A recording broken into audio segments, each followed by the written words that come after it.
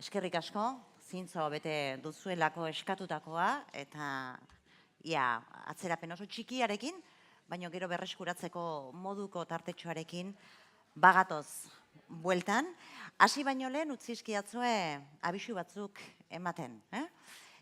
Galdetu diguzue, hor kanpoan ginela kafia hartzen, galdetu diguzue galderak egiteko moduari buruz.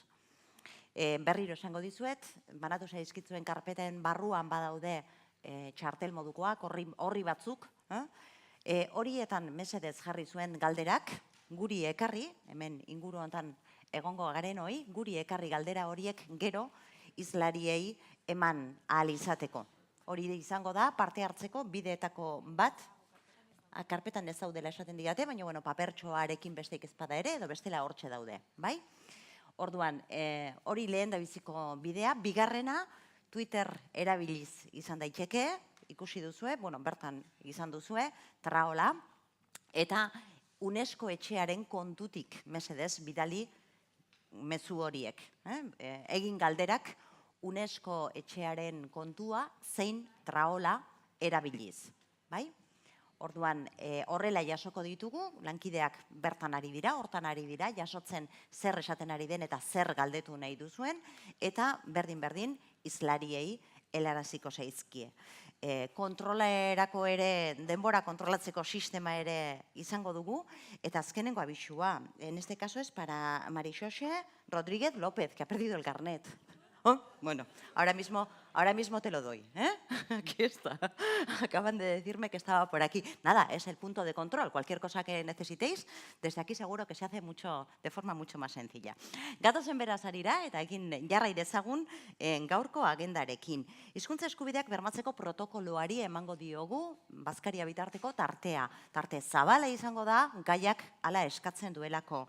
Izenburuan, programan ikus dezakezuen bezala, nondik gatoz, zer da eta nora goaz. 3 elementu horiek aipatzen dira, horiek banan-banan pasatu behar baldin baditugu, bai behar izango dugu, ondoren emango zaion denbora. Guztia hementxe gertatuko da, eta gogorarazten dizuet, parte hartu nahi izan eskero, zuen galderak egin nahi izan eskero, bai idatziz zein Twitter erabiliz, entzuten izango garela, eta bukaeran, 10 minutu edo, utziko ditugu, zuen galderak, zuen parte hartzea ere bideratzeko. Hemendik aurrera gertatzen den guztia, Paul Bilbaoren esku gelditzen da, Euskararen Gizarte Erakundeen Kontseiluko idazkari nagusia berau, protokoloa nondik gatozen, zer den eta nora goazen azaltzea izango da bere lana. Paul, zurea. Egunon guztioi, eta lehenik eta behin zorionak UNESCO etxeari, foro honen antolakuntzagatik, eta ikusten dute pasioz betetako 2 egun hauek gure esku jartzeagatik. Egia da, 2 ordu eman dezake denbora luzea dela protokoloa hitz egiteko, baina kaso 2 eguneko jardunaldi bat ere antola genezake protokoloa zer den azaltzeko. Horrexegatik, zerak esan duen bezala, Pilarrak esan duen bezala, saiatuko gara, 3 zatitan edo banatzen hitzaldi hau, ezta? Nondik gatoz, zer da eta noragoaz. Iruditzen zitzaigulako, testua importantea da, testua bera, protokoloa bera, hor jartzen neurriak garrantzitsua direla, baina akaso are garrantzitsuago ere badela kontestua, testu ingurua, zergatik sortu den protokolo hau eta zertarako izan nahiko lukeen erabilgarri. Nik pare bat zertzela da, botako dut, esan bezala gero, protagonistei eman nahi diedalako benetako hautsa. Pare bat elementu, alegia zein da dokumentu honen helburuak, Donostia 2016-ekin, proiektu honekin lankidetzan hasi ginenean, Donostia 2016 berak zituen baloreak izan genituen nolabait guretzat iturri nagusiena, alegia hizkuntza aniztasuna bermatzea eta hizkuntzaren garapena ziurtatzea oinarri izango zuen dokumentu bat, tresna bat sortu nahi genuen. Bestea, zeo zer eragingarri egitea, lehen Xabik bere aurkezpenean aipatu du ez, diagnosiak eta egiten dira eta bar, eta bueno, haber tratamendurako edo, bueno, haber horretarako tresna erabilgarri bat zor genezaken, hori izan da bigarren helburuetako bat, eta hirugarrena hizkuntza komunitatea prozesu honetan sujetu izatea. Guretzat, bueno, kontseiluaren ikuspegitik, pues hori bazan oso elementu interesgarria, alegia hizkuntzen normazional delan egiten duten gizarte eragileek izatea prozesu honetan subjektu. Eta gero bestetik, bueno, pues 3 balio sustatu nahi genuen proiektu honekin, 4 balio parkatu. Batetik elkarbizitza eta bakea, hor agertzen da, aniztasuna, berdintasuna eta eskubideak. Eta hori ere, kokatzen genuelako askotan, bueno, pues hizkuntza eskubideak agian joeran handia dago kulturari bakarrik lotzeko, eta gure ustez tresna hau sortuko bagenuen guk nahi dugu, eta helburua da tresna honek ekarpena egitea elkarbizitzari, eta tresna horrek ekarpena egitea bakeari, eta Donostia Europako kultura hiriburutza izan da, bueno, pues, Europaren eraikuntza berri batean, edo bezalako Europa baten eraikuntzan, bueno, pues, nolabaiteko mugarri bat zehaztea. Eta, bueno, hemen ere jarri dizuegu apurat nola lan egin dugun, 2 erakunde sustatzaile egon dira, Kontseilua Donostia 2016, baina hasieratik oso argi genuen bide hau ezin genuela bakarrik egin. Horrexegatik, nazioartean entzunak edo ospetsua diren 6 eragilerekin izan genuen, Lingua Paz Internacional, ECMI, PEN International, CIEMEN, UNPO eta ELEN, eta horiek izan dira proiektua bideratu dutenak. Eta, lehenengo zatioetan geratuko gara, nirekin Carles Torner dagoelako, bera PEN Internationaleko zuzendari nagusia da, eta gure lehen zatian non digatoz hori berarekin partekatu nahiko genuke. Esan bezala Carles Torner egun PEN Internationaleko zuzendari nagusia da, baina ez dugu horregatik gonbidatu ona. Carles Torner gonbidatu dugu orain dela 20 urte, hizkuntza eskubideen deklarazio unibertsala sortu zenean bera orduan zelako PEN International erakundeko itzulpen eta hizkuntza eskubideen batzordeko presidentea. Eta kontuan hartuta, deklarazioa han Ernaldu egin zela, lehen ideiak han sortu zirela, eta Carlesek pasio handiz bizi izan zuela orduko garaia, iruditzen zitzaigun enbaxadorerik ezin honena, orduko ideiak eta gurekin partekatzeko. Bere biografiaz, pare bat kontu, bera doktorea da, eta zandakoa, PEN International erakundeari lotuta egon da azken urte luzeetan, aurretik Ramon Llull Institutuko Literatura Departamentuko zuendaria ere izan zen, adierazpen askatasunaren aldeko hainbat saiakera egin ditu, eta esan bezala gaur hemen dugu deklarazioaren sorkuntzan edo ibilizielako. Horanik lehenengo galdera, Carles, egin barko genuke atzera 23 urte, Uda, okerrezpanago, Mallorcan, PEN-en itzulpen hizkuntza eskubideen batzordeak bilera bat egin zuen, eta hor behar bat sortu zen. Beharra, hizkuntza eskubideen aferan, eta segatik sortu zen behar hori edo.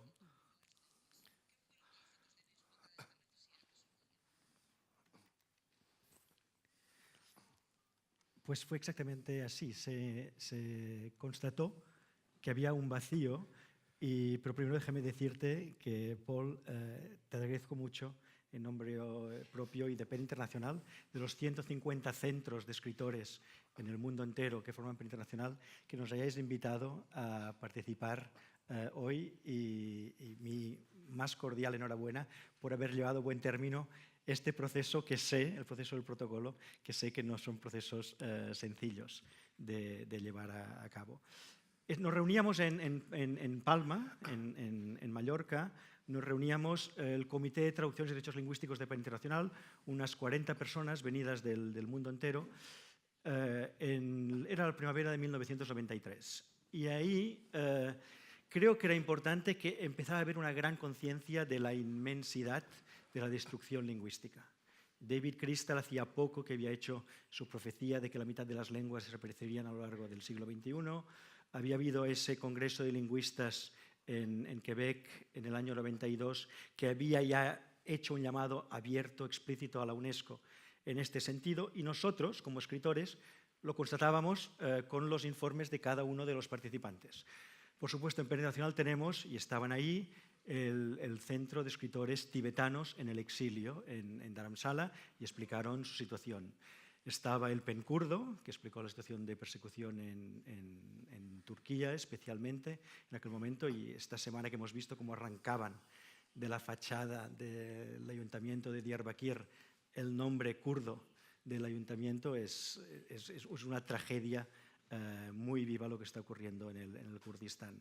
Estaba el centro de escritores uigurs en el exilio, estaban los tátaros, estaban todos los centros europeos, los sospechosos habituales, los galeses, los escoceses, los catalanes, vascos, gallegos, los occitanos, el PEN de Rumanía, el PEN noruego con el Sami, el PEN de Finlandia, muy metido a la traducción en vinculación con derechos lingüísticos. Pero creo una cosa que marcó el encuentro fue que vinieron 2 delegados africanos que habitualmente no participaban en estos encuentros.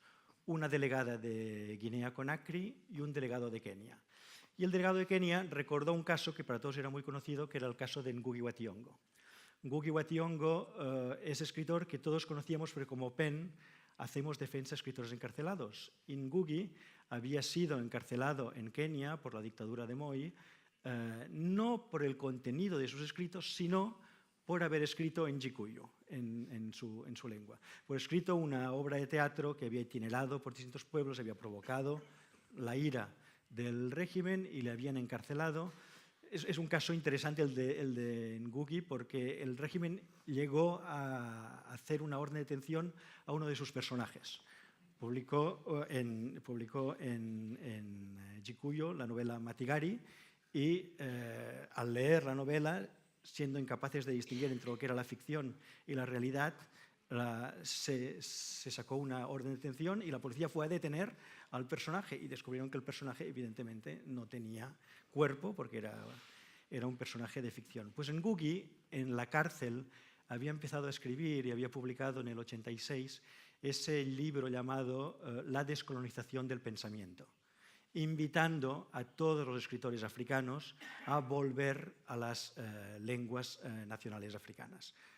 Él lo había hecho con el Gikuyu y hacía un llamado al conjunto de escritores africanos a hacer lo mismo. Y eso estaba en el ambiente. Y eso creo que hizo que el debate fuera más allá de las habituales intervenciones de simple denuncia, de queja de cada una de las situaciones de represión de derechos lingüísticos.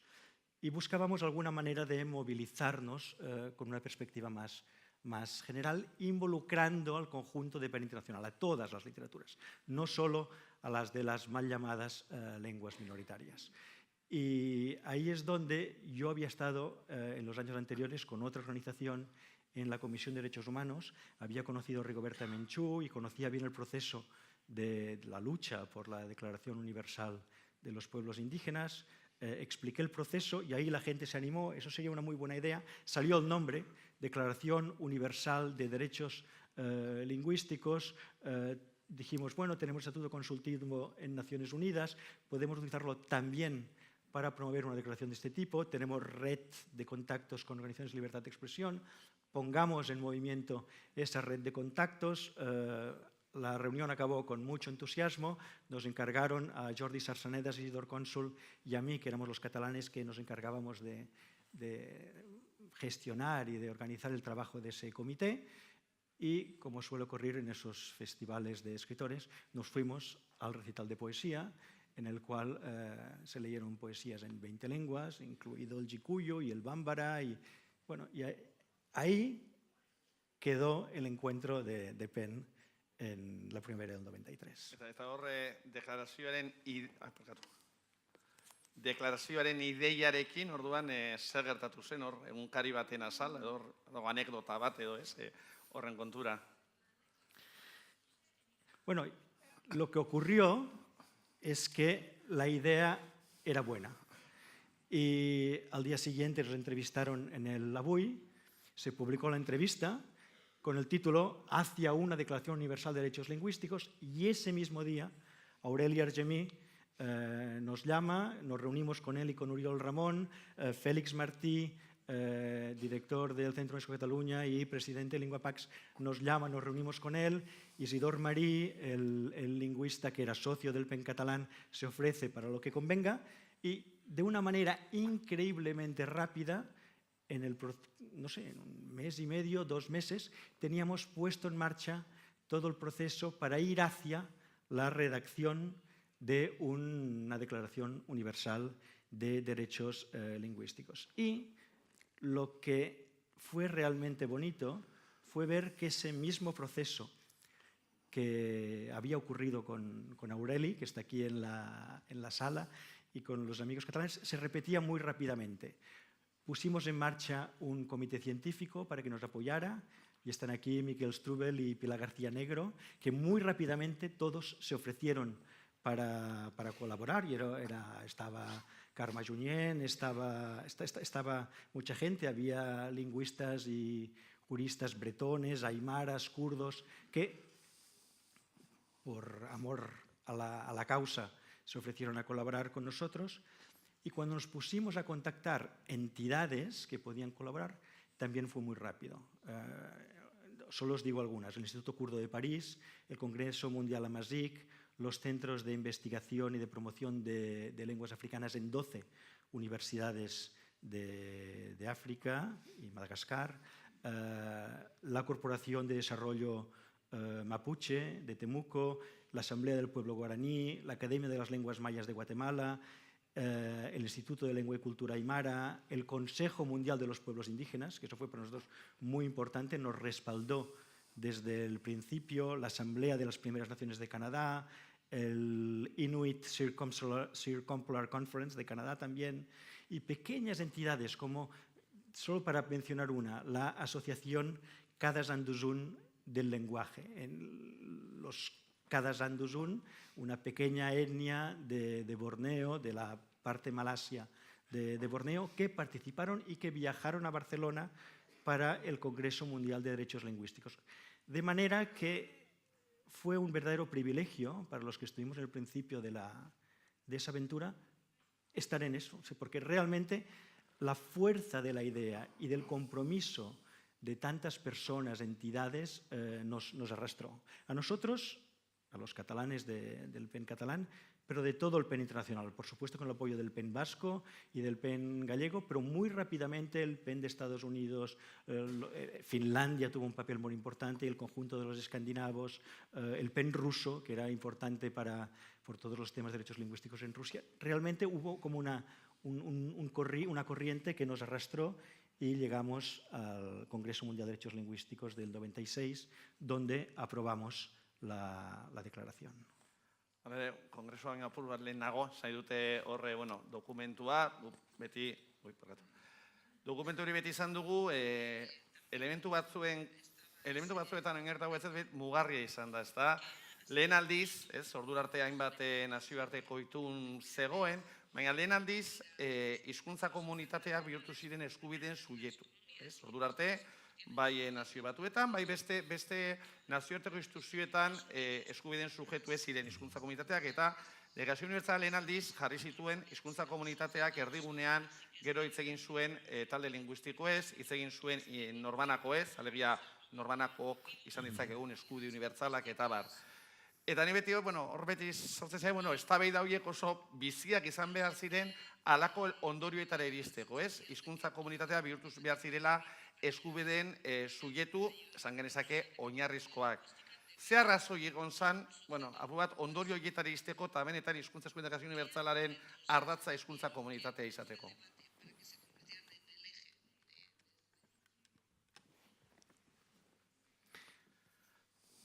A ver, todo esto ocurría antes de Internet, y por lo tanto por correo postal a 60 organizaciones internacionales y a unos 70 centros del PEN les enviábamos los distintos borradores de la declaración. Fue un proceso de 2 años, hubo 11 borradores.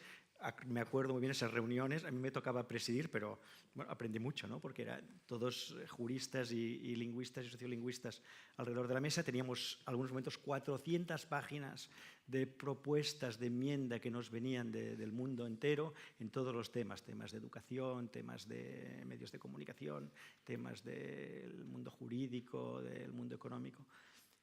Pero la verdad es que el concepto de comunidad lingüística si la memoria no me traiciona, fue un acuerdo casi de partida.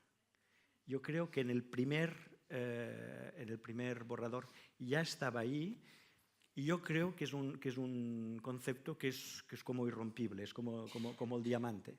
Es casi lo más importante de esa declaración, porque es un concepto que no hay manera de atacarlo. En todo el proceso posterior, en que la declaración recibió muchos ataques, ese concepto no fue tocado. Y si os parece, voy a simplemente leer 4 líneas. El artículo 1 dice de la declaración: esta declaración entiende como comunidad lingüística toda sociedad humana que, asentada históricamente en un espacio territorial determinado, reconocido o no, se autoidentifica como pueblo y ha desarrollado una lengua común como medio de comunicación natural y de cohesión cultural entre sus miembros. La denominación lengua propia de un territorio hace referencia al idioma de la comunidad históricamente establecida en este espacio. Y luego hay otros artículos que matizan y que desarrollan el concepto de comunidad lingüística. Pero realmente, desde el principio, estuvimos de acuerdo, y estuvimos de acuerdo que era un concepto que ponía en pie de igualdad a las comunidades y a las lenguas. Porque se trata de un concepto que es independiente de si esa comunidad está partida o no por fronteras, si su lengua es considerada oficial o no oficial en el territorio, si es minoritaria o mayoritaria en la región o en el país en que está, si está estandarizada o no está estandarizada, si tiene reconocimiento o no lo tiene. Es un concepto realmente universal. Bueno, porque lo que sí que estaba de partida, como convicción de todos, era que la declaración tenía que dirigirse, tenía que tener como sujeto de derecho tanto los derechos individuales como los derechos colectivos. Pero el que los derechos colectivos coagularan en el concepto de comunidad lingüística fue esencial, y creo que ha sido muy positivo, al menos ahora hablo para PEN Internacional, porque ha dado una autocomprensión. O sea, la fuerza de la declaración yo creo que es importante como instrumento de lucha y para hacer avanzar legislaciones, pero también como manera de autocomprendernos a los que luchamos por los derechos de las distintas lenguas y de las distintas comunidades. Ados, bai, hori izan zala, ez? Eta egian, gero itzingo dutaz, baina gero garapenerako agian, gero oztopoetako bat ere hor kokatu zen, ez? Eskubide kolektiboen aitortza horrek zenolako, ez da, oztopoak edo izan zitzakeen nazioarteko parametroetan. Hala ere, lehen aipatu duzu, azkenean, mundu mailako hizkuntza eskubide buruzko kongresu hori antolatu zen, 96an, okerrez banago, eta hor bai, deklarazioa onartu, sinatu, berritze egin zen, baina nola garatu zen deklarazioa? Zen finean, tresna edo, ez? Zuk aipatu duzu, hainbat zirriborro, hainbat eztabaida, Bartzelonara iritsi izan, ekainean okerrez banago, horre, nahiko son handia izan zuen mundu mailako hizkuntza eskubide buruzko kongresu hori antolatu zen, eta, gero, nola izan zen horren garapena? Bueno, fue un proceso de 2 años realmente, y la mayoría de los contactos fueron por correo, enviando propuestas, recibiendo propuestas, y en Barcelona se reía el comité científico que iba desarrollando los distintos borradores. Hicimos un único encuentro presencial, o sea, el proceso se lanza en 94, en el 95 en Gandía hicimos un encuentro presencial donde vinieron especialistas del conjunto de la península, pero también los kurdos, también los galeses, los escoceses, los escandinavos. Vino un especialista de Bangalore, de la India. Ahí creamos, en ese reencuentro de Gandía, quizá ya el consenso final. Pero bueno, hasta el final, hasta el último momento, hubo debate. Me acuerdo que entre el borrador 10 y el 11 estábamos pendientes de que se reuniera la Asamblea del Consejo Mundial de los Pueblos Indígenas. Y como que ratificaron el borrador 10, ya de cara al 11 ya los cambios fueron mínimos, precisamente porque teníamos el acuerdo de una organización muy, muy importante. Y lo que es peculiar es que ya teníamos el consenso de esa diversidad extrema de organizaciones, de academias de la lengua, de ONGs con reconocimiento en Naciones Unidas. Ya teníamos todo el acuerdo antes de reunirnos en Barcelona en junio del 96. Por lo tanto, lo que hicimos fue empezar un congreso proclamando la declaración, porque ya habíamos llegado a un consenso. Y a partir de esa proclamación de la declaración, que se hizo en la Universidad de Barcelona, los 2 días del congreso fueron cómo vamos a desarrollar esta declaración a nivel del diálogo con UNESCO, porque la proclamamos y la dimos protocolariamente al director general de la UNESCO, Federico Mayor Zaragoza, en ese momento, para que se abriera un proceso en UNESCO, pero también en esos 2 días estuvimos viendo de qué manera cada una de las entidades iba a desarrollar la declaración en el propio ámbito de compromiso. Ni bada beti, segitez, igual, pen erakundea tokatu zait, igual, barrutik ere, ezagutzea, eta beti izan da, nola lotu, hizkuntza eskubideak eta idazleak alegia. Deklarazionek ere, zenolako eragina izan zuen, mundu mailako idazleen artean, konton hartuta, pen erakundea, zuk esan bezala, 150 zentroko osatzen dutela, baina badira, hizkuntza hegemonikoa duten pen zentroak, edo horrek balio izan zuen, penen bertan ere, nolabait, iraultza bat, edo iralketa bat egoteko, edo beste sentsibilitate bat egoteko, edo nola eragin zuen deklarazioak berak zuen erakundearen barruan.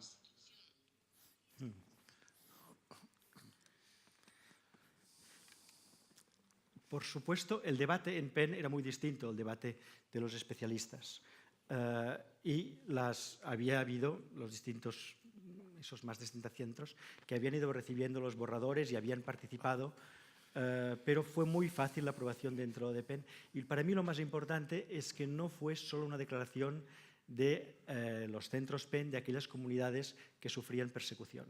Por ejemplo, una cosa que para mí fue interesante fue que el Centro PEN de Estados Unidos vino a Barcelona al Congreso del 96, participó en la proclamación, pero muy rápidamente una de las inquietudes de los escritores de Estados Unidos coaguló en la manera como ellos viven, si se puede decir desde el otro lado, desde la hegemonía del inglés, el problema de la situación actual de la globalización, porque el inglés vive esa paradoja impresionante de ser una lengua que se percibe a sí misma como universal, como la lengua del mundo, que todo el mundo aprende, pero es la lengua que menos traduce.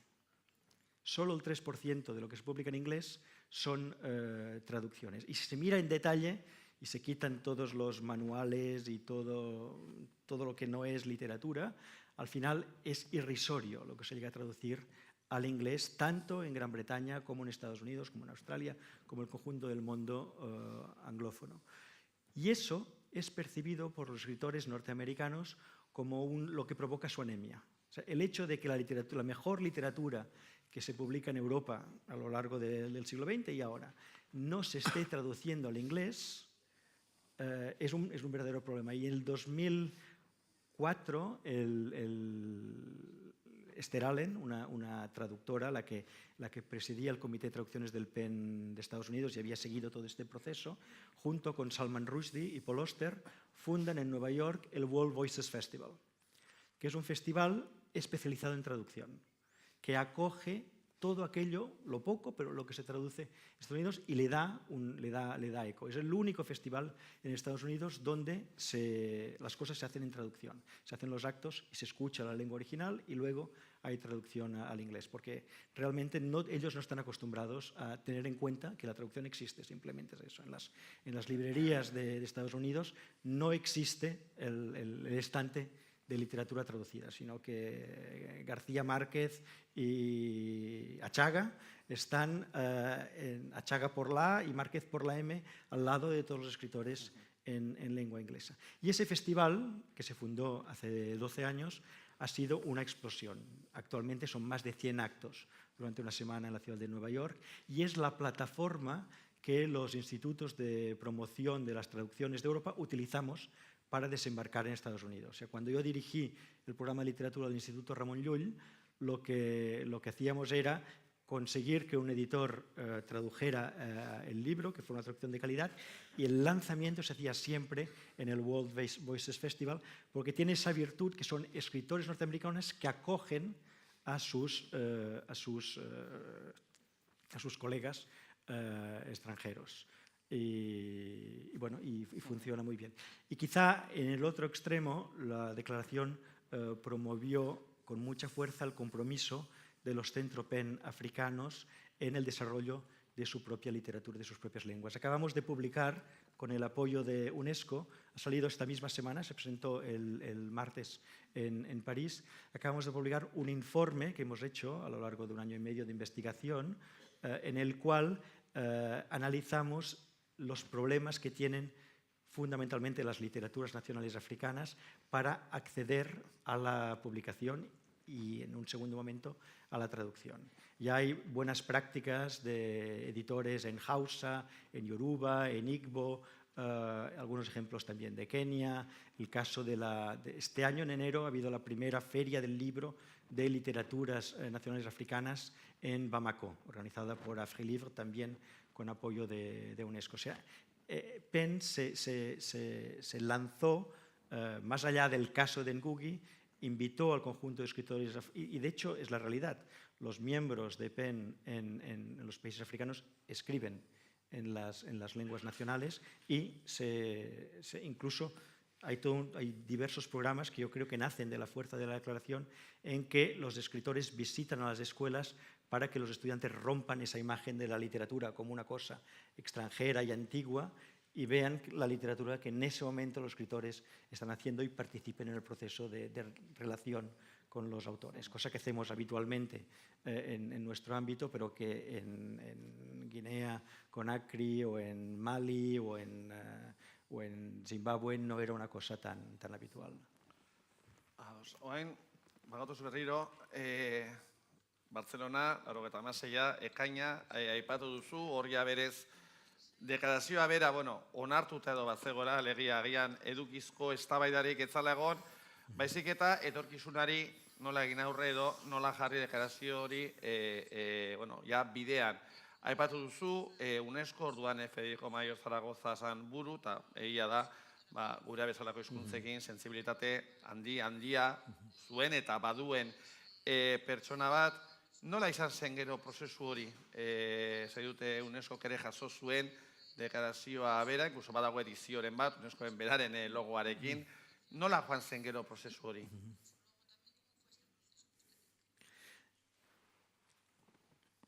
En Barcelona, en esos días, lo que decimos fue que, primero, había que crear un conjunto de... éramos muchas entidades, estábamos bien organizados, pero nos hacían falta apoyos importantes. Y, por ejemplo, el PEN sudafricano consiguió muy rápidamente el apoyo de Nelson Mandela. Y los escritores tibetanos en el exilio consiguieron el apoyo del Dalai Lama. De manera que, y así muchos, y Wisława Szymborska, y Octavio Paz, y Peter Gabriel apoyaron el proyecto. De manera, eso fue muy importante, porque cuando yo iba a UNESCO y hacíamos un acto en UNESCO al que invitábamos los distintos embajadores, quien presidía el acto era el embajador de Sudáfrica, porque teníamos el apoyo directo de Nelson Mandela. Y claro, eso cambiaba completamente la perspectiva para muchos de los... Y conseguimos de entrada una muy buena red de apoyos dentro de UNESCO, donde, por ejemplo, los embajadores de Alemania, de México, Paraguay, Bolivia, de Lituania, de Tailandia, de Canadá, realmente nos apoyaban y conseguimos ir pasando distintos momentos, aunque la verdad es que la declaración se aprueba en el 96 y nuestra esperanza era que la siguiente Asamblea General, Conferencia General, la del 97, aprobara la declaración o el proceso hacia una futura declaración, porque sabíamos que era una voluntad utópica la nuestra, pero que se empezara un proceso. La Asamblea no, en las comisiones en cuestión la cosa se separó.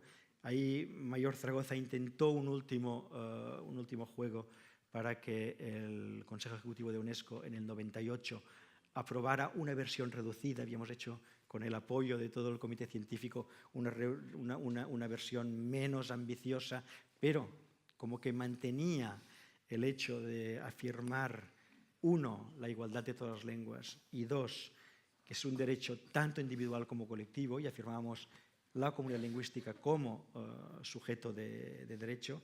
Ahí la cosa realmente se paró. Y lo que no significa que las siguientes declaraciones de UNESCO, la de la Declaración Universal de la Diversidad Cultural o la Convención para la Protección y la Promoción de la Diversidad de las Manifestaciones Culturales, esos textos son útiles. Y nosotros, este mismo informe que hemos hecho sobre publicación, el reto de la publicación en lenguas nacionales africanas, lo hemos hecho en el marco de la Convención. Pero lo que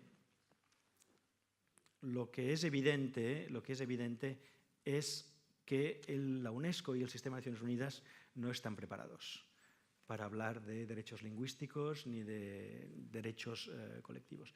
Y lo digo, podría explicar mil anécdotas, ¿no? La reacción del embajador de Indonesia, o el de Camerún, o el de Turquía,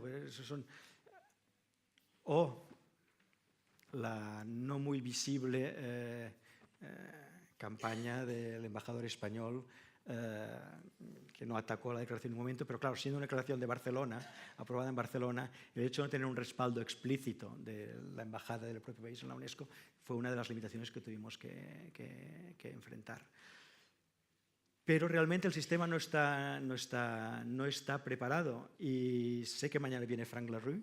Yo estoy en conversaciones con Frank Larue desde hace tiempo, porque además él, como guatemalteco, es una persona muy sensible al tema y que lo ha trabajado. Seguimos buscando un hueco, porque aunque la situación en Naciones Unidas esté lejos de estar preparada, yo creo que nosotros sí que estamos preparados y que hay que seguir en ello. Y creo que el protocolo, en ese sentido, muestra que estamos preparados, que tenemos ideas, que tenemos visión, que tenemos capacidad de articulación, y que ese texto es un texto que está vivo y que va a dar frutos en un momento en que quizá ahora no podemos acabar de vislumbrar, pero que vamos a conseguir en algún momento que haya un texto de ley internacional que proteja los derechos de las comunidades lingüísticas. Beste barik amaitzeko, hemen txandaka egin behar dugu, ja, maila personalago batean, orain dela 3 urte izango da, 2 urte luze, aprobetxatuz, zu Londosetik etorri bazenuela, zurekin bildu ginen Bartzelonan, oraindik proiektu hau, esen ez da proiektua ere, alegia ideia zoro bazen, eta, zure iritzia, peneko zuzendari bezala, eta jaso genuen, 2 urte eta erdi pasatu dira, ja 2016ko abenduan gaude, badakagu protokoloa, eta zuk ze virtualtasun ze etorkizun ikusten diozu dokumentu honi, lehen aipatu duzulako deklarazioak oztopo batzuk izan zituela, eta bar, baina honek etorkizunari begira ze etorkizun izan dezake dokumentu honek? Yo le veo mucho futuro, porque creo que está muy bien planteado. O sea que para mí es tan importante el texto, y que vamos a conocer en el acto de pasado mañana, como el proceso. El proceso es esencial, y creo que lo habéis hecho de la manera que funciona. O sea, con un proceso muy abierto a la participación de socios venidos de realidades lingüísticas muy distintas, sabiendo que el protocolo tiene que articularse de manera distinta en función de la realidad de cada una de las comunidades lingüísticas, y que eso no significa que no se pueda tener una ambición máxima en cada caso, porque en cada caso hay que partir de la realidad lingüística, legal y económica en cada contexto.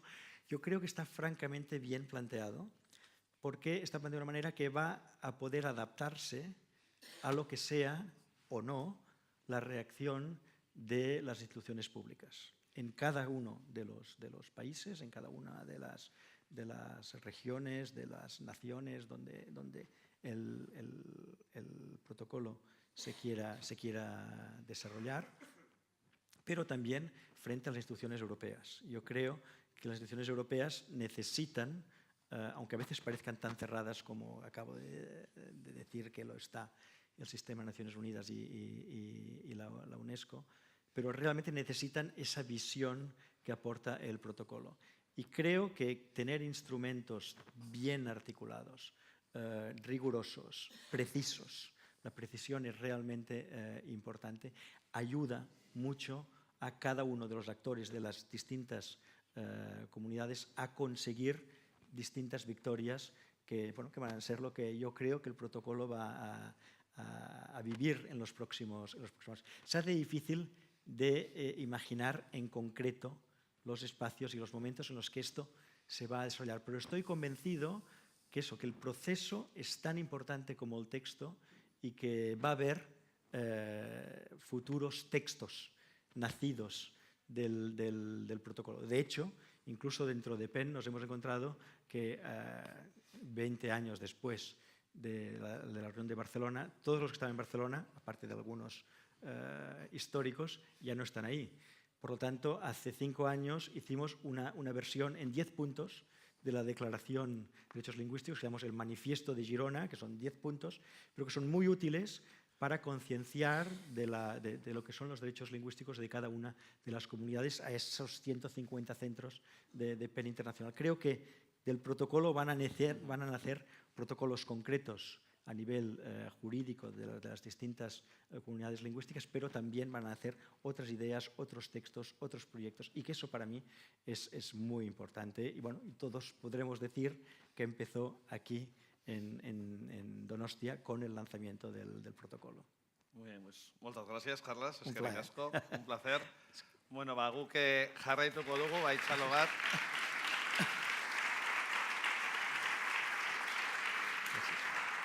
Bueno, urrengo bi islariak, Eba eta Inigo, mesedez igo, bereek igotzen diren bitartean, nik pare bat zertzela emango dut, Carles aipatu du testua eta prozesua. Bueno, pues protokoloa egiteko, esan dugu, gure oinarria hizkuntza eskubideen deklarazio unibertsala izan zen, gure ustez hizkuntza komunitatea bera sujetu garrantzitsuena edo ardatza delako, baina horrekin lanketa berezitu bat egin genuen. Alegia, deklarazioen artikulu guztiak berriz ere hartu eta batzorde zientifikoaren laguntzari esker hori guztia berrantolatu genuen.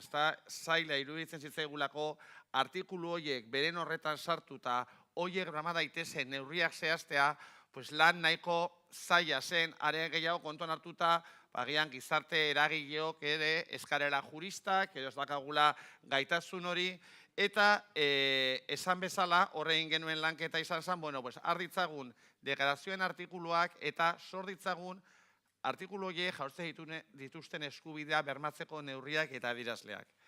Esan dugu gizarte eragile uste genuela, baina Donostia 2016 eta kontseilutik hasieratik oso argi genuen hemen laguntza behar genuela, laguntza akademikoa behar genuela. Protokoloak beharko lukela nolabaiteko blindaje edo babes akademikoa. Eta horrexegatik batzorde zientifiko bat sortu genuen, horre lehen aipatu ditudan 6 erakunde horiek beraiek hautatu zuten batzorde zientifikoa, eta protokoloaren edukiez edo horko prozesua hitz egiteko batzorde zientifikoko 2 kide ditugu hemen, Eba Txilinski eta Inigo Urrutia. Hala ere, gaurko plaza baliatu nahiko nuke batzorde zientifikoan parte hartu duten kide guztiak izendatzeko, guretzat egia esan ore handia izan delako aditu horiekin proiektua partekatu alizatea, ezta? Alexandra Buckler, Robert Dunbar, Mario do Pilar García Negro, Johan Hagman, David Hicks, Eileen Huff-Jones, Iñaki Martínez de Luna, Miquel Estrubel, Ferran Suay, Jaume Bernet, Konkuro Giolagain, Fernande Bagan, Dur Gorter eta Ane Ortega. Hoiek izan dira nolabait, gure protokolo honi edo gure alegia gizarte eragileek erazi zizkiguten neurri horiek antolatzen, ordenatzen, irizpide, zehaz batzuk jartzen lagundu diguten pertsonak. Eta esan bezala, gurekin hoietako bi ditugu, batetik, Inigo Urrutia, agian foro honetan ezagunago esan daitekena, zuzenbidean doktore eta zuzenbide administratiboko irakaslea Euskal Herriko Unibertsitatean, hainbat ikerketa lan egin ditu, bai ingurumenari buruzkoak, giza eskubidei buruzkoak eta gutxiengo buruzkoak, baina agian horre interesgarrian izateke hizkuntza eskubideak eta hezkuntza eta araubideari buruz egindako ikerketa lanak, zure doktore tesia ere hizkuntza eskubideak eta hezkuntza sistemari buruzkoa izan zelako. Eta bestetik, Eba Txilinski, bera poloniarra, nazionalitateen eta gutxiengoen eremuen inguruan aditua, ECMI da, talde antolatzaileetako kide izan da, bere izan da erakunde horretako lurralde zuzendaria Kaukason, OSCE erakundean ere hainbat programa garatu izan ditu, eta hainbat lan burutu du, bai estatuek erragio edo gutxiengo hizkuntza Europako ituna berrezteari buruz, eta horren inguruan hainbat argitalpen egin ditu. Nik lehenik eta behin, apur bat, Ebari, oinarrizko galdera edo, egia esan, guke ECMI erakundea eta Eba bera parte hartzea guretzat oso garrantzitsuan gero ikusiko dugun moduan, askotan Europa, badirudi Europa Alemanian amaitzen dela. Hor dagoela atzuitze egiten una farian ez, badirudi 3 Europa dagoela, mendebaldeko Europa, erdialdeko Europa eta ekialdeko Europa. Eta egia da, ECMI erakundea parte hartzea, guretzat pasando labaiteko bermea, protokolo honek gero etorkizunari begira balioa izan dezan ekialdeko lurraldeetan. Ebari, lehenengo galdera, batzorde zientifikoan parte hartzeko, batzorde zientifikoan maila individualean parte hartu dute aditu guztiek, eta bagoaz lehenengo bilera hori, eta bakalean egin genuen bilera hori, horre jarri genizkizuen Deklarazio Unibertsalaren artikulu guztiak, eta esan genizuen, eta hau nola antolatzen dugu, nola antolatu aldugu, nahiko nuke gurekin partekatzea, bi egun trinko haiek eta zelan egin zenuten, azken fean horri esker erraztu zeniguten protokolorako neurriak idatzi alizatea.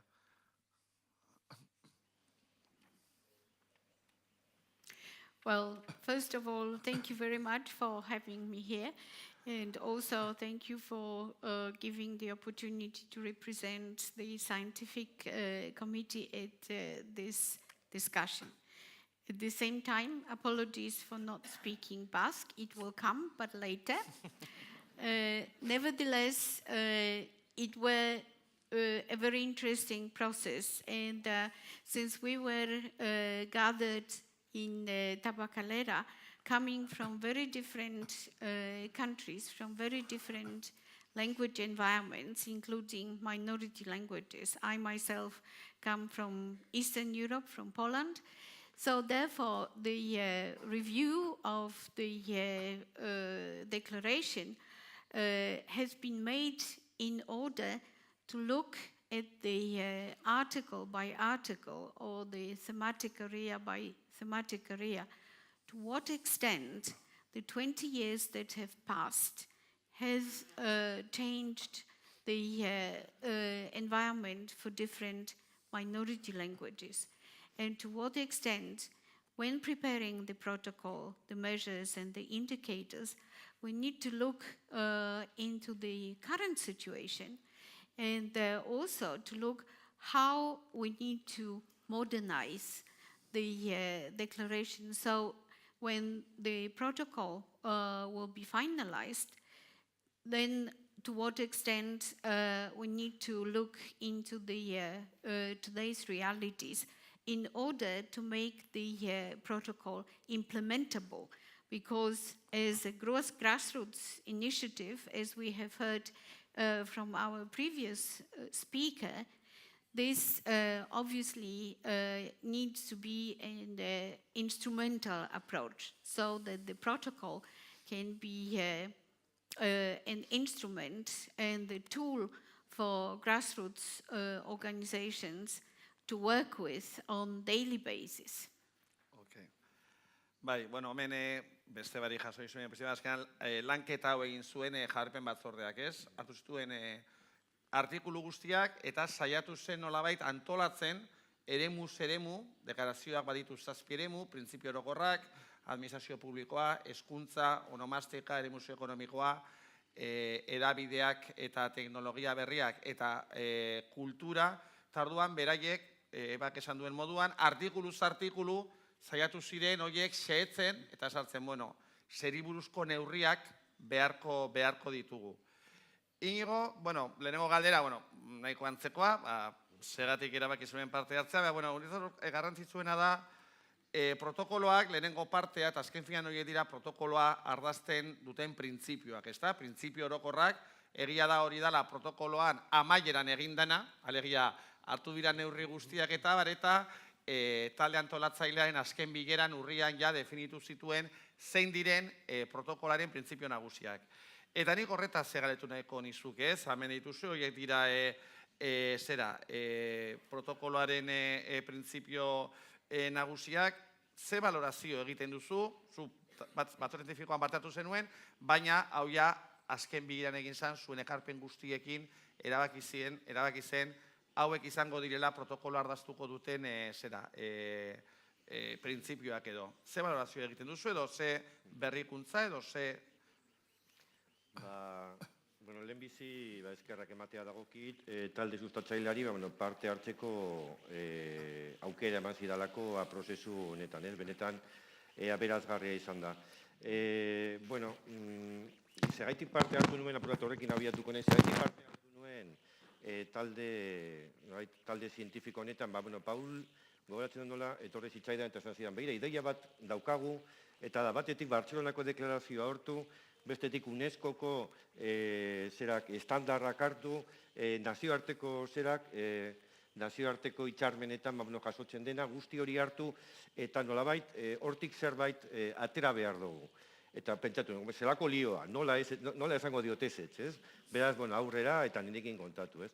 Egia esan bezala oso aberazgarria da, eta, lehenbiziko zatiko balantzean, niretzako, balantze erabat positiboa da. Hain zuzen, iruditzen zait, ardatxonek benetan garrantzia duela, ez? Bertan, ezartzen da zein izango den protokoloaren nolait estandar orokorra. Hemen daude, hola multxoka banatuta, baino berez 15 neurri dira, eta 15 neurri horiek egiten dute erretorikatik aruntzago egin, ez? Nolabait, eskubide, benetan konfiguratuta dauden eskubideak eta jutzen dituela iruditzen zait. Hau da, ez bakarrik eskubidea dauka zerbait egiteko, baizik eta beste aldetik, botere publikoak beharra du hau bermatzeko, ez? Nolabait, eskubide subjetiboen bi alde horiek, nolabait, lotu dituela iruditzen zait. Abia puntua argia da, lehen komentatu da, lehenbiziko elkarrizketan, hizkuntza eskubideak eta oinarrizko eskubideen arteko lotura hortatik abiatzen da, eta ez da, iruditzen zaituela aipagarria baita ere, diskriminazio ezari buruzko zerak, ez? Deklarazioak eta, ez? Irakurri ezkero, hor konturatuko gara, ez dela modu pasibo batean diskriminazio eza deklaratzen, baizik eta neurri zuzentzaileak planteatzen dira, gutxitua edo baztertuta dagoen hizkuntza garatze eta laguntze aldera, nolabait neurri zuzentzailetaz hitz egiten da, neurri positiboetaz hitz egiten da, hau da, nolabait gutxitua den hizkuntza lehentasunezko rol bat izan dezan, hori da erronka eta hortara egin behar du legislazioak, bai barne jardueretan, zein kanpo jardueretan. Protokoloak nolait estandar batzuk ezartzen ditu, ez? Eta gero urrengo fase izango litzateke horra nola heldu. Hori gero uste dut hobeto azalduko dela, baina nolabait urrats bete daiteken instrumentu bizi bat dela iruditzen zait. Hizkuntza gutxituei errekonozimentu juridikoa zor zaiela bertan agertzen da, hizkuntza gutxituen ezagutza unibertsalizatzeko neurriak hartu behar dira, bereziki zati honetan pentsatzen ari da, hezkuntzako arlo horretan, hizkuntza arnazguneek ere badute bere txokoa bertan, hau da, hizkuntza gutxitua nagusi den eremuetan, nolabait hori lege babes bat behar duela, eremu horiek babestu, hizkuntza babestu, eta nolabait lurraldea eta hizkuntzaren arteko lotura horiek bertan garatu dira, eta baita ere memoria historikoari buruzko zera batzuk, ideia batzuk ere badira, ez? Nolabait azterketa kritiko batetik abiatuz, erreparazio neurriak ezartze aldera. Esan daiteke orokorrean, estandarrak bi oinarri dituela. Bata, izango litzateke helburua hizkuntza elkarte edo komunitateetako hizkuntza horiek ofizialtasuna sor zaiela, eta bestetik lehentasunezko hizkuntza bihurtze aldera nolabait neurriak hartu behar direla. Bai, bueno, egia da, uneroari gara hizkuntza komunikazio unibertsala, baina egia da gure dokumentuak beste ardaz bat izan duela, inok esan bezala, UNESCOk egindako, ez, niri, ez entzuten? Bai, ez? Inigo erentzat. Horre egia da, deklarazio unibertsala dala bere, oinarria, baina UNESCOk egindako zera desagertza dauden hizkuntzen bizitasun maila neurtzeko adirazleak ere erabili izan ditugula, eta beste hainbat dokumentu ere izan ditugula erreferente hori. Zetasun hori egia inok egindu, ari gara deklarazioa dardatza, baina saiatu gara beste dokumentu horiek ere eta dokumentu horiek printzipioak gure protokoloan jasotzen. Ebak parte hartu zuen, bigarren saioa egin genuen, batzorde zientifikoaren bigarren saioa, guk ja prozesua martzan jarri genuen, alegia lehen ikusi den zuen fitxa hori, Europan zehar hainbat aurkezpen egin zen, eta gizarte eragin aldetik ekarpenak jaso ziren, 400 esaten dugu, baina uste dugu askoz ere gehiago jaso genituen, saiatu zen galbaea edo pasatzen, baina batzorde zientifikoari azken finean lan hori eskatu genion. Hau da gu jaso dugun informazio guztia, baina guztia ordenatu egin behar da. Eta orduan, eremuka taldekatu genituen batzorde zientifikoko kideak, eta ebak parte hartu zuen bai administrazio publikoaren, bai eremu sozioekonomikoaren lantaldean. Hemen jasotzen dituzue, administrazio publikoa idekoan ez, ze atal jasoko dituen protokoloak, baina nik ebari galetu nahi nioke, aber lanketa hori egitea, alegia, zue jaso duten materialura 260 neurri, aber horren sintetizazio egitea, zenolako arazoak izan zituen, beste elementu bat, eta nik uste dut, ebak protokolari egin dion ekarpen garrantzitsuena izan dela, guk askotan oso mendebaldetik egiten genituela edo egiten ziela proposamenak, eta nolabet, ebak hor kolpe ematen zuen maigainean, esanez, kontuz, Europa ez da Alemanian amaitzen, Europa ekialderago iristen da, eta protokolo honek balio izan behar du, horko hizkuntza komunitateei ere baliogarri egin behar zaie, hor bageneukan justiziaren eremuak sortzen zizkigunez arazoak, nola bizi izan zenuen eta nola etorri ziren zure ekarpenak eremu horietan, eba?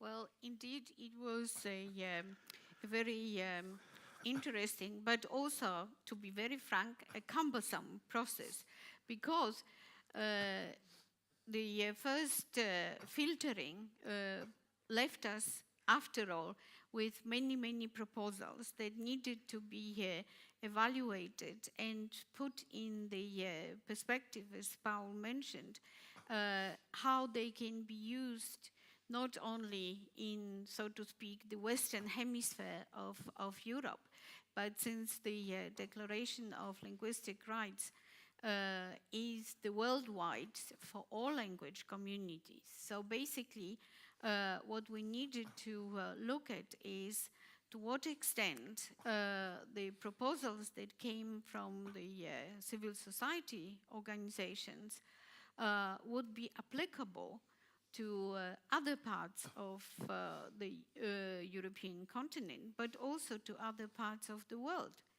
And since in our working group, we were looking mainly at administrative and socioeconomic measures, we also had to look at the institutional setup the legal provisions that exist in different countries and to see to what extent the proposals received were matching the situation and the setups in different countries, in different contexts.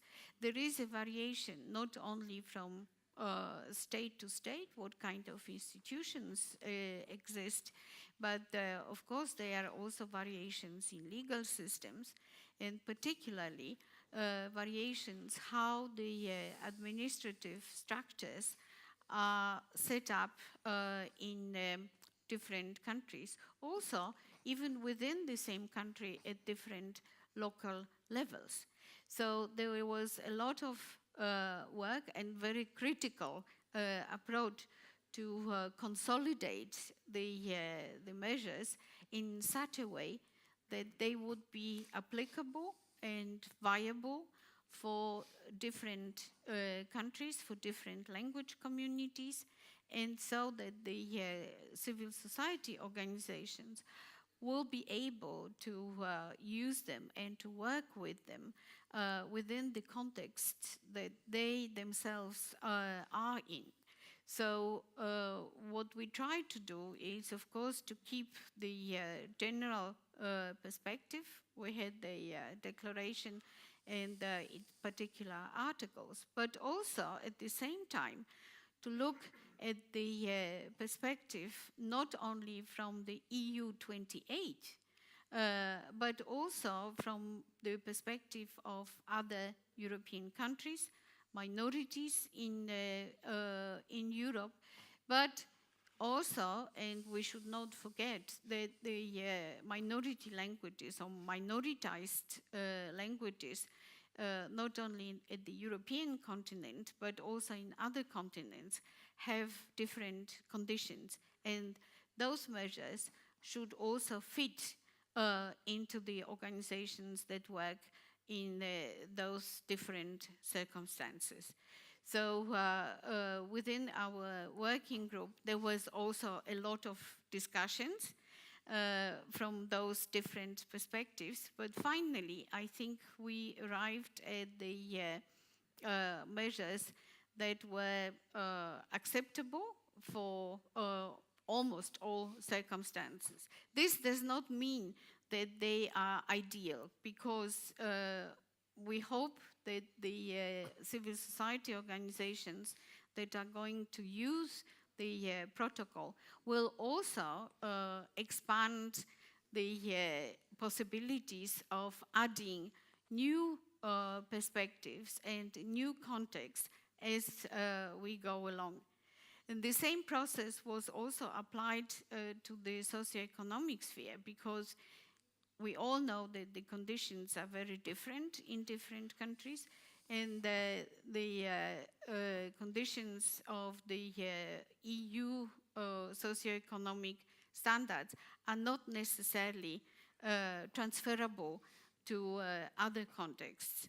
So therefore, there was a lot of consolidation process and a lot of consolidation attempts to make the protocol to be adaptable according to the local context. So it is not the one size fits all, but a kind of preliminary standard that will help us to develop the measures further. Thank you. Beste eremu bat, lehen komentatu dute Inigo justo bere doktorego tesia hizkuntza eskubideak eta hezkuntzari buruzkoa egin zuela, eta bueno, hemen jartzen da bat hezkuntzaren atalak egia da konplikatuena izan zen, igualtzen dut batzorde zientifikoa bigarren aldiz bildu zenean orduak eta orduak eban zituztela horien neurri guztiak antolatzen, eta, bueno, eskema hau edo egiten, ez?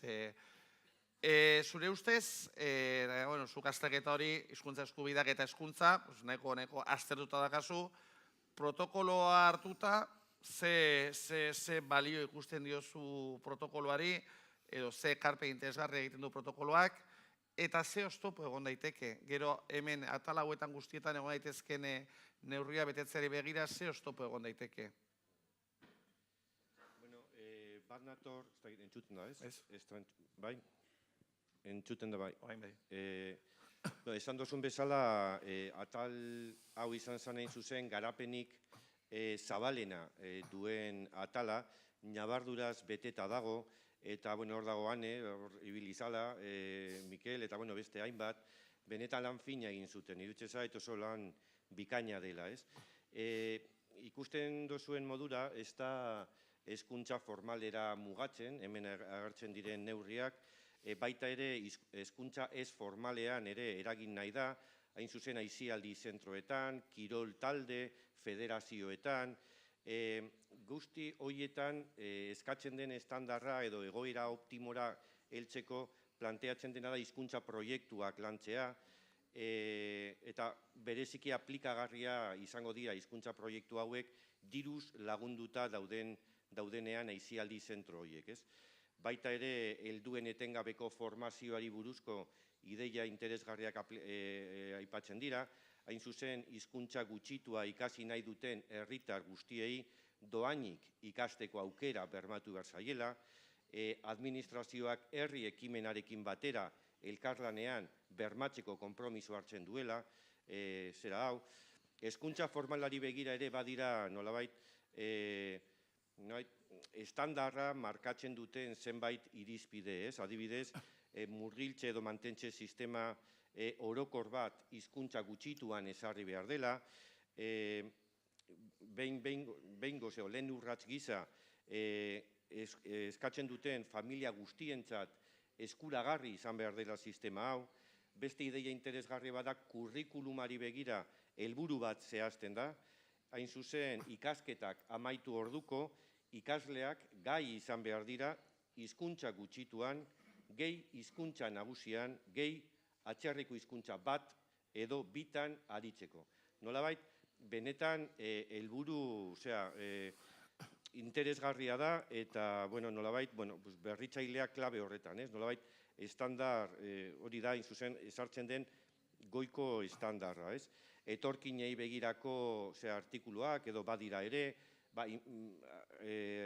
hain zuzen, informazioa helarazi behar zaiela etorkinei, hizkuntza gutxituetako gaitasunak izateak dakartzan onurabidei buruz, baita ere beste ideia bat hor sartzen dena da ikastegiek hizkuntza proiektuak garatu behar dituztela, unibertsitateari begira baita ere hor agertzen da nola hizkuntza gutxitua ez dela soilik izan behar nolabait irakaskuntzarako, hortarako baita ere, baina ikerkuntzarako baita ere, eta kalitatea neurtzen duten agentzietan presentzia bat izan behar duela, eta iruditzen zait paradigma aldaketa batzuk hor ekartzen dituela. Eta, gero, oztopoi begira, oztopoak izan daitezke, batetik, dela baliabidei lotutako oztopoak izan daitezke, eta gero bada ere beste ideia bat, nolabait, hezkuntza eskubideak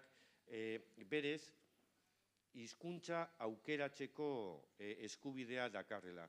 Eta orain ikusten ari da, hain zuzen, Katalunian, eta nolabait, ulerkera hori bereziki hizkuntza nagusietako gurasoek, baliatzen ari dutela.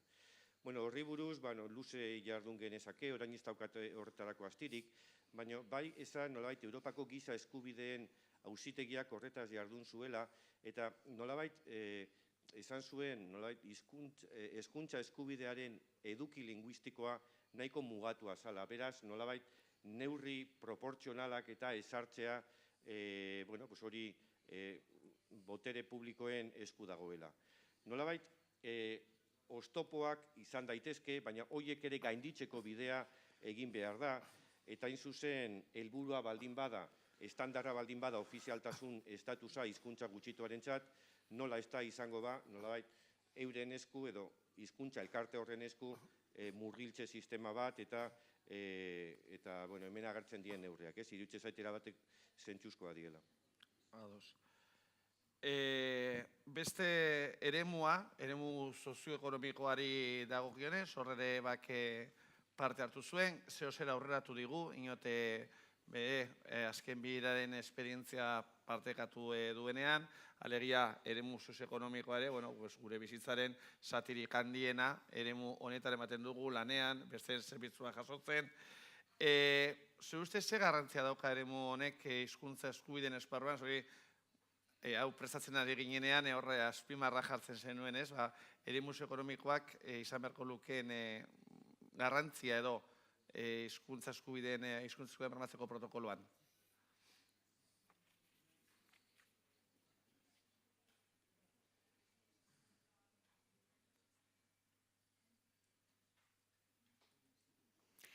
Yes, as we heard our keynote speaker mentioning the relationship between using minority languages or giving a proper status to minority languages in development, which encompasses also the socioeconomic sphere, education, culture, which also becomes a very important sector of socioeconomic activity. This is where we also looked into a slightly different sphere of the financial aspects, how to include minority languages in the activities of the financial sector, but also looking at the labor market. And the colleagues that were in our working group, we have debated this very much because obviously labor market is also very differentiated in terms of the countries where such markets exist and how they work. In some countries, looking at the current perspective, the socioeconomic relations, labor market can be very much state-controlled. In other countries, the socioeconomic and labor market are very much to the free forces.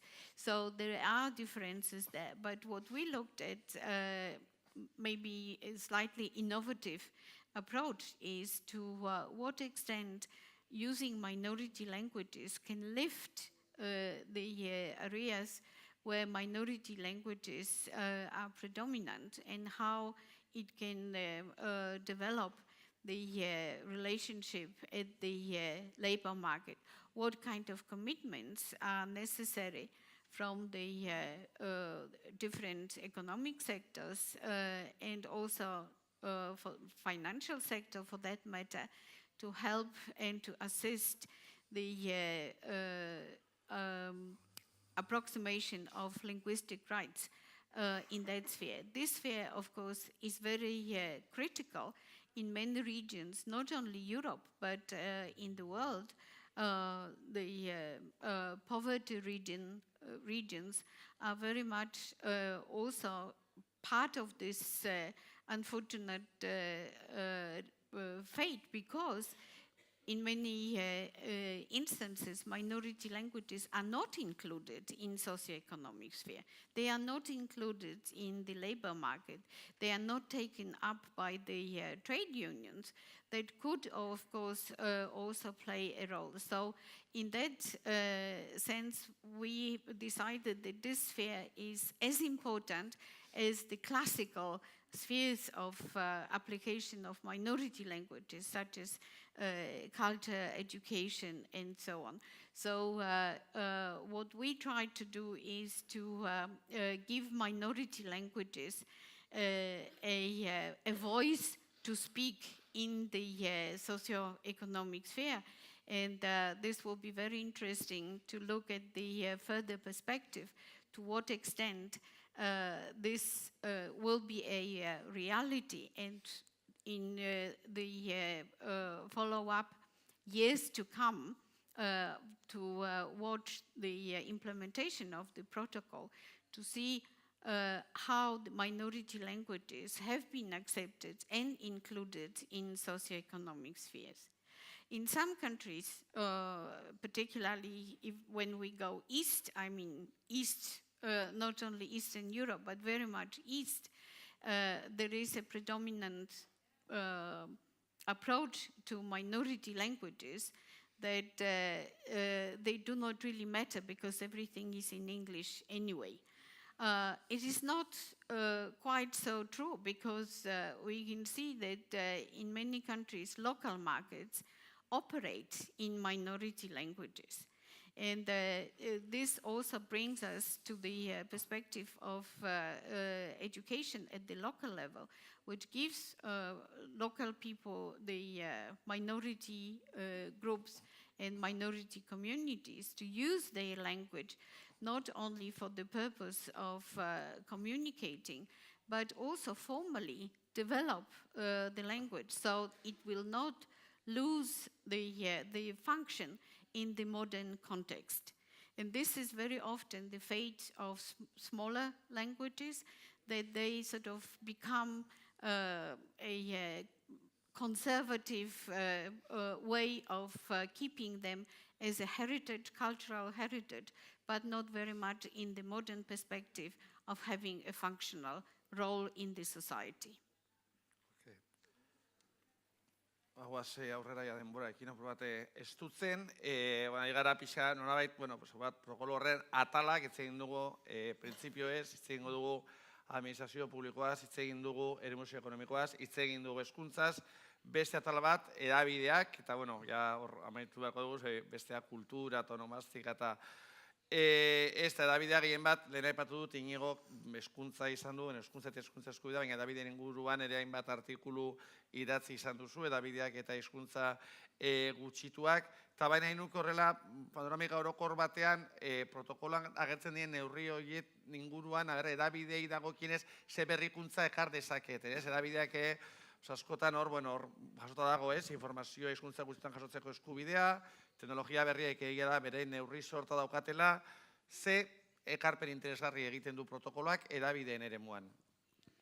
Bueno, edabideen inguruan badira alako berrikuntza batzuk, adibidez planifikazioaren garrantzia behin eta berriz aplikatzen da neurriak eta esartzeakoan, edo neurrietan ez agertzen da, plangintza baten arabera, jarduteko beharra, edabide publikoak eta herri ekimenetako edabideen arteko elkarlana hitz egiten da, nolabait batzordeak eta baina nolabait gauzarik berritzaileenetarikoa izan ditekena da kuota sistema bat ezartzen dela, nolabait bai kateen erreserba, nolabait lizentziak eta ematerakoan, emititzeko lizentziak ematerakoan erreserba batzuk hizkuntzari lotzea, eta baita ere programazioan kuota batzuk ezartzea, baita ere mugaz gaindiko harremanei lotuta ere iruditzen zait berrikuntza batzuk badirela, egia da gaur egun ere arlo hau, komunikabideen arloa erabat liberalizatuta badago ere, badirudi zenbaitetan arazo gehiago izaten dela, adibidez, Estatu Espainiarrari begira, autonomia erkidego batetik, aldameneko autonomia erkidegora emisioak luzatzeko, kanpora luzatzeko dauden oztopoak baino. Iruditzen zait, protokoloarekin hori gainditze bidean jartzen dela, beraz hor, nolabait mugaz gaindiko harremanetarako zera horiek ezar daitezkela baita ere halako esparru administratiboi aplikagarri zaizkiela, teknologia berriei buruzko atal oso bat dago eta erabat berritzailea da, softwareari buruz hitz egiten da, zerbitzu digitalak hizkuntza gutxituan izateko eskubideaz, gazteei zuzendutako produktu digitaletaz hitz egiten da, beraz, iruditzen zait erabat berritzailea dela eta lau. Ados. Esan bezala badira, kultura dakago, nomastika dakago, urrengo izlariak ere ona igo nahi ditut, amaitzeko, azken ohartxoa egiteko, ni aurrekoan ebak bidalizioan mezu batean gustatu zitzaidan esaten zuen, uste dut prozesu garrantzitsua izan dela protokoloa deklarazioaren lienzoaren aurrean jartzeko edo, ez? Orduan, galdera, uste duzu marrazki polita egin dugula, irudi polita egin dugula, deklarazioaren lienzo horretan irudi polita egin dugula?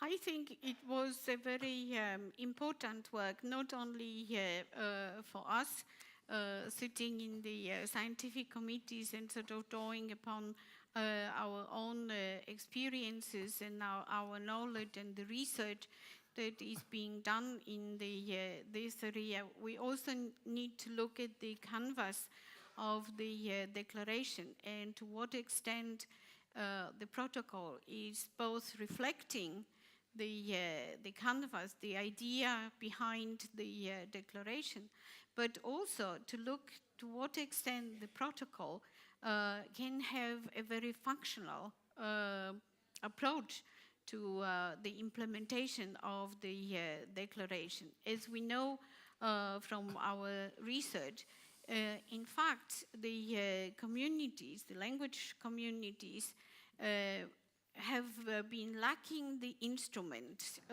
to do their work on daily basis in the environments they are, because we always been thinking of another instrument in relation to minority languages, and this is the European Charter for Regional or Minority Languages, which is a legal document.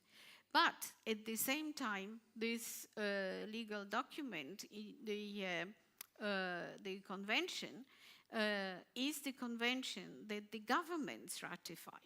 They, of course, have to do it and go through all the measures, and they prepare the declaration in collaboration with civil society and the speakers of the languages.